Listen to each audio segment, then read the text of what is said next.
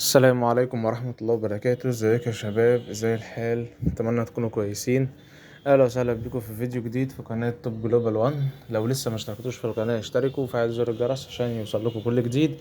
ولو عجبك الفيديو دوس زر اللايك عشان ده بيدعمنا جدا ان احنا ننزل فيديوهات اكتر واكتر. ولو لسه ما صليتش على النبي فصلي على سيدك وسيدنا النبي عليه افضل الصلاة والسلام. فيديو جديد. المرة دي احنا مد. طبعا الميد نختار احنا في الاول. اوكي. قدامنا زيتيان. ما كانش في حاجة واضحة يعني اختارها. تمام. هما هنا ما شاء الله يعني الجانجلر والتجوال بتاعنا بيتجادلوا. كل واحد بيقولك انا بكاونتر مارسيل، التاني يقولك انا بكاونتر باكيتو. هنا الجولد كان عايز يبدل، بس انا شايف ان هو بيلعب، يعني انا لما بصيت عليه لقيته بيلعب جولد اكتر من هو بيلعب ميد. فانت هتبدل على اساس ايه؟ انا ما كانش عندي مشكله بدل ما بلعب في كل اللينات، بس انا خفت ابدل ويطلع مش احسن حاجه في الميد، خصوصا ان هو اغلب ادواره في الجولد. فانا قلت لا بلاش، خلينا ندخل سيسيليون. وطبعا فكره الفيديو جايه من اختيار سيسيليون. ان شاء الله البيلد اللي هعملها هتكون بيلد لايف ستيل. تمام. وتخلي سيسيليون يعتبر صعب جدا ان هو يموت عشان هو بيسرق حياه بشكل مرعب، وسيسيليون كل ما الدور يطول كل ما بيبقى اقوى، كل ما سرقه الحياه في البيلد دي تكون افضل. وهنشوف دلوقتي البيلد هتكون عامله ازاي. طبعا معانا قانون.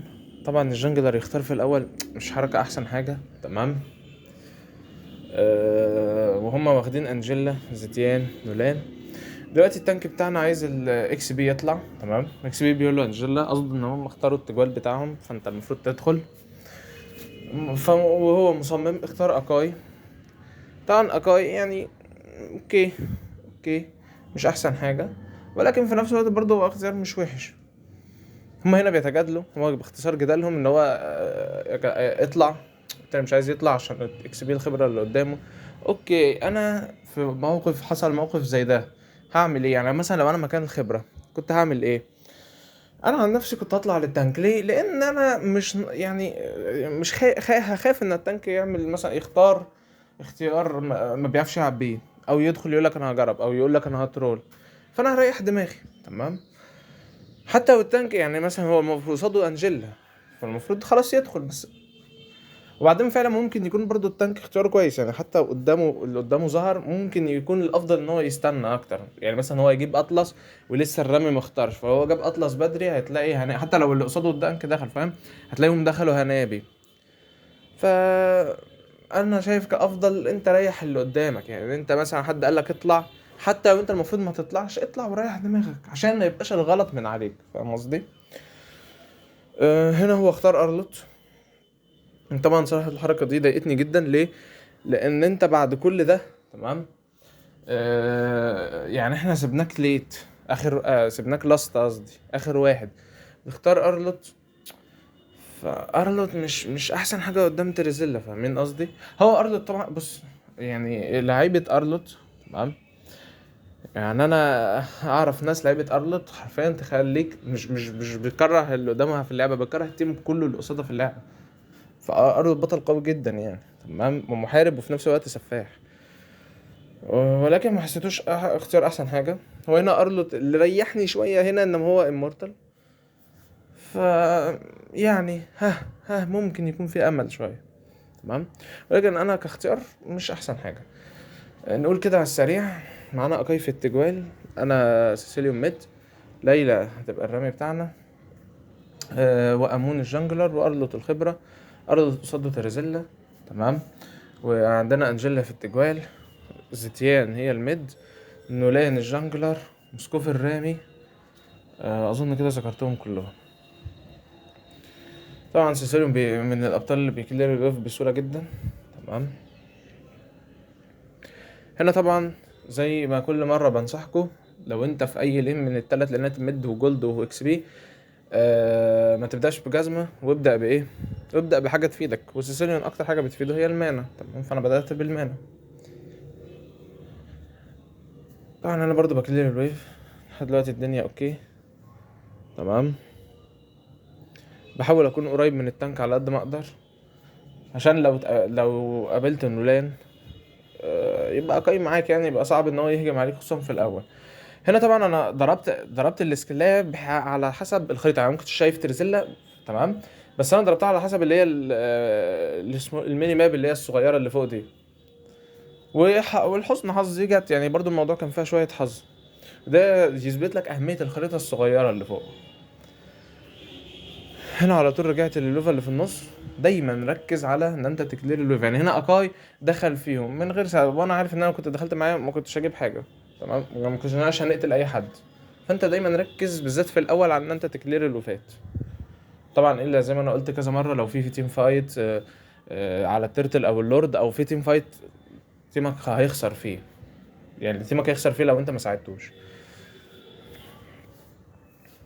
طيب هنا طبعا فتحنا الالتيميت.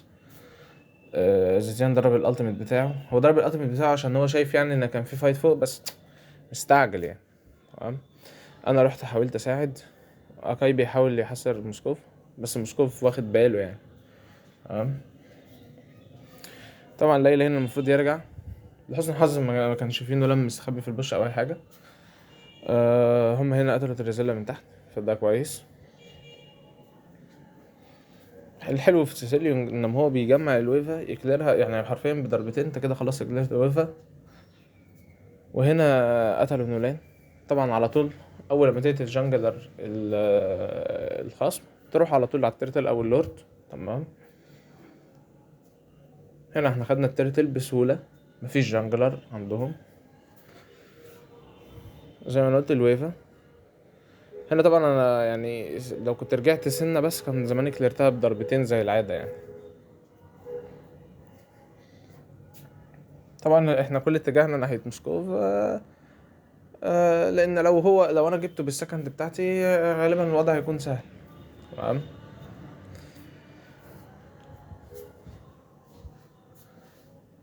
اكاي كان هيحاول يجيب موسكوف بالالتيميت ويخليه ويطلعه برا التاور، بس هو معرفش. هم ما شاء الله واقفين بعيد، يعني بعيد قوي يعني تمام. هم بيلعبوا سيف وده الطريقة الصح حاليا، يعني احنا ضاغطين عليهم، فالصح ان انت تتنيك تحت التاور تمام، تلعب سيف عشان في ناس كتير يلعب اجريسيف. ف لا، انت طول ما انت مضغوط عليك تنيك تحت التاور. هنا طبعا ارلوت مات تمام، هو موسكوف انتقل له بالالتيميت، وانجيلا ركبت مش عارف تبان على موسكوف او تريزيلا فقتلته. هنا نولان هرب. انا ما لحقتش، يعني لو انا كنت لحقت كان ممكن يموت. طبعا هم تحت. انا سبت الجولد لين، مفيش حد اصلا فوق، المفروض ننزل على طول تحت. المفروض اكاي يسيب الجولد لين ينزل تحت، لان كده طريق الخبره هيضيع مننا تمام. انا شفت ان موسكوف ما بقاش موجود على الماب، فقلت ممكن يكون طلع فوق، وهو فعلا طلع فوق تمام. اكاي عمل الت جميل جدا على موسكوف، هو مون كان معاه. ودايما لازم تكون مركز مع التانك وتكون قريب من التانك، بحيث ان هو لو عمل حركه زي دي خصوصا في السولو تمام تجميعه ما تضيعش على الارض. والحمد لله ان الجنجر بتاعنا كان فايق. هنا ارلوت مات تاني تمام، وده يثبت لك ان اختياره ما كانش احسن حاجه، وان هو لعبه كمان مش احسن حاجه بالبطل مع ان هو لاست بيك. امون هنا قتل نولان. اوكي، مات من زيتيان. هنا فايت. طبعا انا جبت موسكوف، قلت على طول افتح الالتيميت، وفعلا كان قرار صائب، قتلنا موسكوف تمام. زيتيان دس الالتيميت. المشكله في التيميت زيتيان ان هو بياخد وقت طويل جدا، فانت لازم تظبطه صح عشان تستفاد، عشان تاخد اكبر قدر ممكن من، يعني انا ما اعرفش برضه هو داسه، حسيته يعني هو كده كان هيدوسه فاهم، بس هو داسه في وقت مش احسن حاجه. المهم هنا تيم فايت. جبنا لونرين. اكاي جاب، كان مقدم زياده شويه، بس طبعا ان انت كتانك ان انت تموت افضل من الميد او انما الجولت لين بتاعك يموت تمام، فهو برضه ما كانش مخطئ يعني. وما شاء الله عموما مركز، يعني اول لما نولان بيموت بتلاقيه على طول جري على الترتل، فان انت يبقى معاك جانجلر صاحي حاجه كويسه تمام. وهنا طبعا اكاي بيكلم ارلوت، لانه واضح يعني اكاي كان متضايق اصلا من ارلوت من اول الاختيارات، والراجل صراحه اداؤه سيء لحد دلوقتي. طيب هو هنا موسكوف ظهر، تمام. وانا هنا مع يعني تقريبا امون داس عليه السكند جابه، يعني رهيب رهيب صراحه. انا افتكرت ان موسكوف هرب. نفس الكلام برضو، الضربة دي ما كنتش شايف ترزيلا بشكل كويس على الخريطة الأساسية، وكنت معتمد على الميني ماب اللي هو أنا هضربك في الحتة دي، فاهم؟ فالميني ماب مهمة جدا، حتى في حتى في التيم فايت ممكن تساعدك. طيب طبعا في البيلد هنا، البيلد طبعا انا بحطها في اخر الدور عشان يعني تشوفوها. بس هنا بتركيزي على كول داون، ان انا اجيب كول داون عشان اعرف اضرب ضرباتي بسرعة، وفي نفس الوقت ايه، لايف ستيل. هو هنا ما شاء الله يعني تريزيلا مغلول على ارضه، حمل كل حاجه حرفيا عليه، حتى الانتقال. يعني بالراحه على الراجل، في الاخر ما جابوش، في الاخر نوران هو اللي جابه. موسكوف برضه هنا ضرب الالتيميت، انا ما كنتش مركز هنا، بس هو ما جاش يعني. ولو جه هنا ما كانش هيبقى احسن حاجه. تمام. طبعا هم في دور زي ده، فالافضل ليهم ان هم يخلصوا بدري، لان سيسيليون وليلى بيبقوا صعبين جدا في الليت، خصوصا ان هم مسافات بعيده. يعني انت حرفيا واحنا معانا تانك كمان، هم معهمش تانك، فالتانك هيدينا فيجن، فهتبقى مشكله يعني. فهم المفروض يحاولوا على قد ما يقدروا يضغطوا اسرع من كده. طبعا شايف دمج على حرفيا 3 مهارات على زيتيان، يعني الرابعة كانت هتقتلها.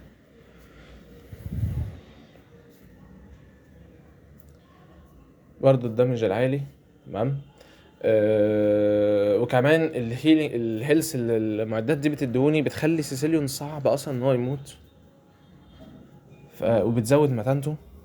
وده فكرة عن سيسيليون زي سايكلوبس اللي هو اول فيديو نزلناه، برضو من الميجات اللي ممكن تحط لهم شوية دروع، ممكن تظبط لهم الدنيا. يعني انا كنت هجيب اللي هي الاجنحة الملكية او اجنحة الدماء، تمام. بتدي درع، كول داون، لايف ستيل، حتى بتدي دامج، ومع السيسيليون بتبقى مناسبة جدا جدا يعني.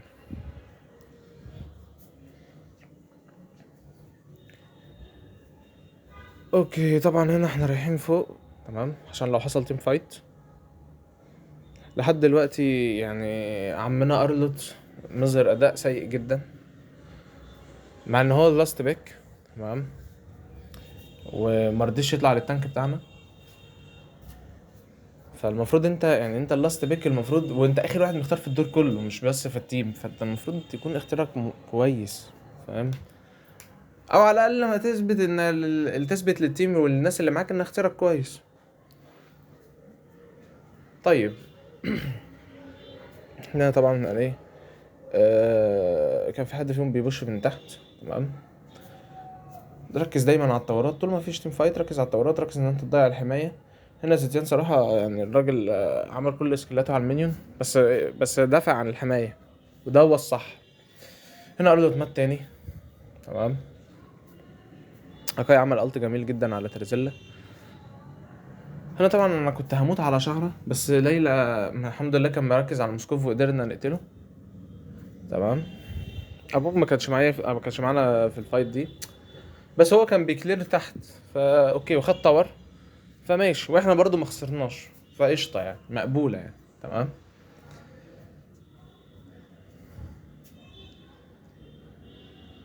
طبعا نكلير الويفا، اوكي. هنا في لورد، تمام. المفروض احنا اقوى، بقول لهم هيجيموا اللورد، بس امون راح الناحيه التانية يعني. حركه غريبه. هنا بقى في موقف غريب حصل، يعني تريزيلا ماشي تحسه زي اللي هو اللي مهنج، أنت فاهم؟ فانا قلت مش هضيع عليه التيميت، انا ايه، هجيبه. الاقيه فجاه بيضرب، فانا ما اعرفش هل هو كان فعلا مهنج ولا كان هو ايه، بيتصنع يعني، بيتظاهر يعني بكده. طبعا فتحت الالتيميت عليه، هو قرب مني، زيتيان عملت عليا الالت. كانت غلطه مني صراحه وسوء تقدير للموقف، يعني انا لو كنت فتحت عليه الالتيميت من الاول كان زماني قتلته. بس اهو الواحد يعمل ايه، بنعيش ونتعلم. طيب احنا طبعا خدنا اللورد، اوكي، وما حصلش حاجه، ان بقطع الموتة لما ما يحصلش فيها حاجه، تمام، فهو ما حصلش حاجه يعتبر. هنا عملنا تريزيلا، ضحك عليا، اوكي. طبعا ليلى في الليج جيم بتبقى مشكله، انت تقعد تضرب وانت اصلا مش شايف اللي بيضربك، تبقى مشكلة. وهي هنا واصلة ليفل 13، يعني الفيجن بتاعها ماكسيمم. طبعا هنا انا عملت سكند حلوة، جمعت فيها تريزيلا وموسكوف، بس هما هربوا في اخر لحظة. تمام. ليلى ماتت، كانت المفروض اول ما اعرفش تقريبا هي يعني ما رجعتش بسرعة، كانت المفروض ترجع اسرع من كده، وبعد كده تاخد لها مكان وترجع. لازم دايما تكون ردة فعلك سريعة، يعني عشان ما تموتش موتات زي دي.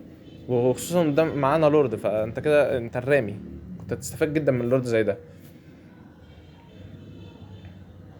طبعا هنا خلاص يعني موسكوف ظهر، بس انا ما كنتش متوقع طبعا لما اكاي يبقى معاه الت. فهو الراجل معاه الت لحقني في اخر لحظه يعني. وطبعا هنا انت لو لاحظت برضو ان في بدايه الهجمه دي كان الهيل بتاعي قليل جدا. اول ما بدات موسكوف الهيل بتاعي زاد بشكل مش طبيعي، لاني عامل بيلد لايف ستيل. البيلد دي جميله جدا يا جماعه على السيسيليون، يعني انا مش بجربها الدور ده، انا بلعب بيها كده من زمان. فالبيلد دي كويسه جدا جدا للسيسيليون. تمام. المهم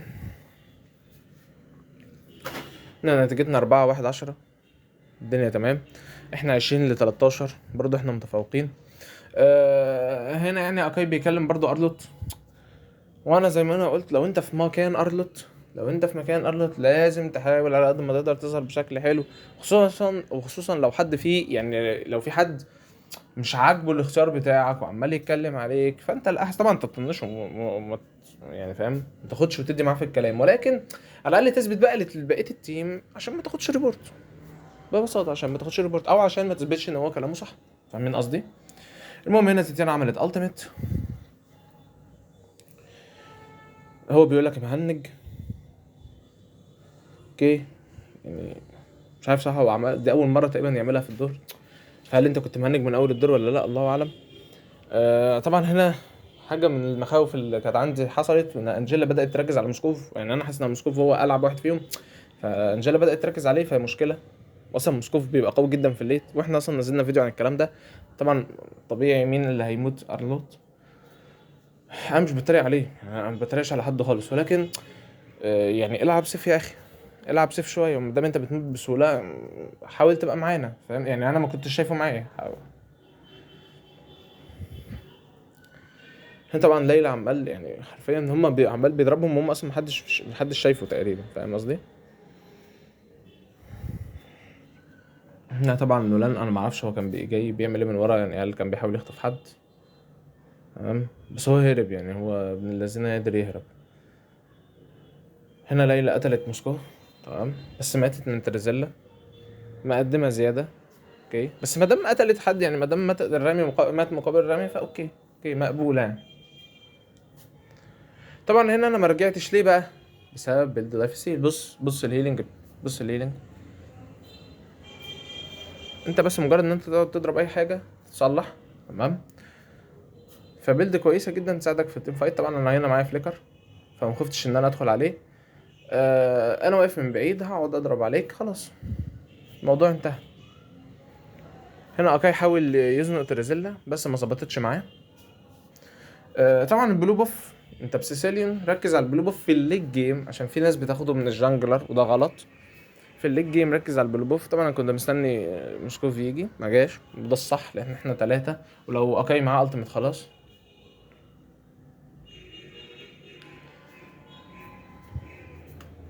انا كنت بقول ايه قبل ما موضوع موسكوف، ركز على البلو بوف في الليج جيم، بيساعدك جدا، بيقلل لك الكول داون، ممتاز مع سيسيليون يعني. بس في الليج جيم ما تاخدوش من الجانجلر، يعني ما تنساش ان الجانجلر تقول لك اصل انا بلعب بسيريون. ما ينفعش يا جماعه، ما ينفعش الكلام ده والله. تمام. اوكي. طبعا هنا انا بحاول ابوش الرول زي ما انا قلت، لازم انت تمشي في الاتجاه اللي عكس اللورد بيمشي فيه، وبعد كده تمشي مع اللورد. ولكن طبعا التيم بتاعي ما شاء الله راحوا مع اللورد ماتوا. طبعا هنا بقول لهم ارجعوا انتوا متفرقين. هنا موسكوف استغل ان انا لوحدي. تمام. دي كانت غلطه، انا كنت المفروض ارجع، ما كنتش المفروض احاول اتقدم. كان راكب عليه انجيلا، يعني مستحيل كنت اتفوق فيها. هما هنا اللي حصل ان هو اخدوا طورات في الميد. تمام. زقوا عملوا صراحه بوش جامد يعني. عشان برضو يعني هو ده اللي حصل، فما كانش حاجه كبيره قوي، فاضطريت ايه اقطعها يعني عشان الفيديو بس ما يطولش. طيب. طبعا لحد دلوقتي انا معرفش يعني امون فوق. انت فوق لوحدك، لو حد شافك وعرفوا يمسكوك خلاص هتموت، مفيش حد فينا قريب. فيا جماعه بالذات في الليج جيم، في الليج جيم لازم تكون حذر جدا جدا. الوحيد اللي ممكن يمشي لوحده هو التانك، تمام، عشان بس يكشف البوش للتيم، غير كده ما ينفعش تمشي لوحدك. لان او اي حد مكمبر، وبالذات في الليج جيم خلاص بيبقى كل عامل فول بيد، انت خلاص يعني، فاهم، تسلم على الشهداء. المهم ان انا بقول لارل كلير الويفا، هو ما كلاش ويفا، يعني غريبه، تمام.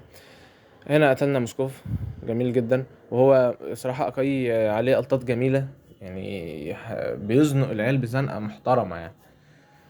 طبعا ده مش عالي، تمام.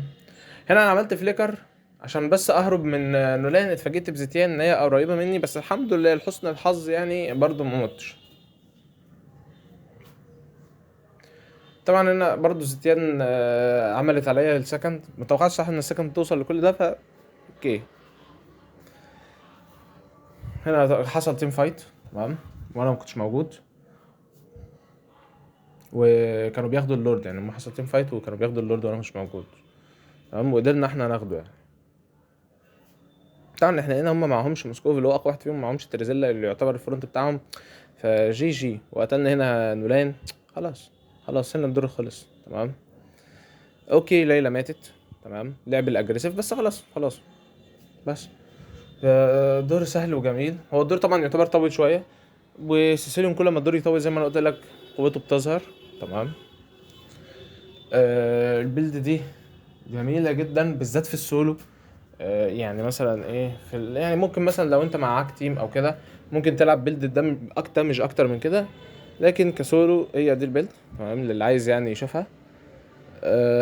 بتركز على كول داون يبقى قليل، ويبقى فيه لايف ستيل. طبعا هنا ارلو جايب برونزي، يعني احنا حرفيا كنا بنلعب كنا بنلعب 4 ضد 5، وانت اخر دور، وان 2-10-7 واخر اختيار. فلا لا، لازم تعيد اختياراتك تاني. يعني انا هنا انت شوف بقى وقف الفيديو، شوف الدامج، شوف مشاركة في التيم فايت، الضرر المتلقي، فاهم، شوف النتائج. طبعا اكاي عايش والله وحش، تمام. خصوصا ان هو اختيار، يعني اختاره برضو كان فيه احسن من كده، كان فيه احسن من اكاي، بس هو صراحة لعيب، لا لعيب خصوصا بالالتيميت بتاعه. زنق على ناس كتير قوي في الدور، فلا عايش. وبكده هنكون وصلنا لاخر الفيديو. لو عجبك الفيديو ما تنساش تدوس لايك، ولو لسه ما اشتركتش في القناة اشترك وفعل زر الجرس عشان يوصلك كل جديد. والسلام عليكم ورحمة الله وبركاته.